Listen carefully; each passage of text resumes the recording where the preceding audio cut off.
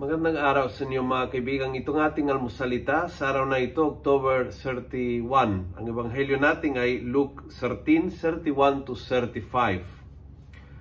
Sabi ng ebanghelyo, "At that time some Pharisees came to Jesus and gave him this warning, 'Leave this place and go on your way, for Herod wants to kill you.'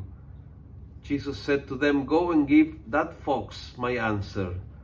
I drive out demons and I heal today and tomorrow, and on the third day, I finish my course.'"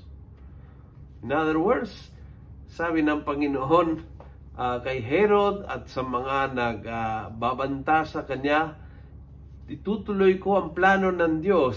Hindi po ako magbago sa aking isip, plano at gawain dahil sa mga threats, dahil sa may ayaw, dahil sa may opposition, dahil sa na-insecure yung hari, or whatever reason ng negative sa aking kapaligiran, hindi yon ang maging dahilan ng paghinto ng aking misyon. Sabihan niyong mabuti yung tao na yan, si Herod, na I keep doing my mission today and tomorrow and the day after.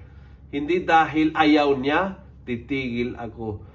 At sana matuto po tayo, hindi po tayo titigil ng ating layunin sa buhay, ng ating purpose ng buhay, dahil may ayaw, dahil may toxic sa paligid, dahil may mga tao na hindi sumasang-ayon, dahil hindi gusto ni ganito or ayaw ni talpulano. Hindi po tayo abante sa ating misyon, sa ating talagang layuning sa buhay, dahil sa gusto or isip o pananaw ng tao.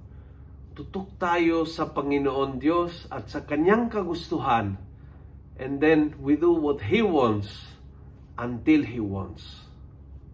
Kung nagustuhan mo ang video ito, pass it on. Punuin natin ang good news sa social media. Gawin natin viral. Araw-araw ang salita ng Diyos. And God bless.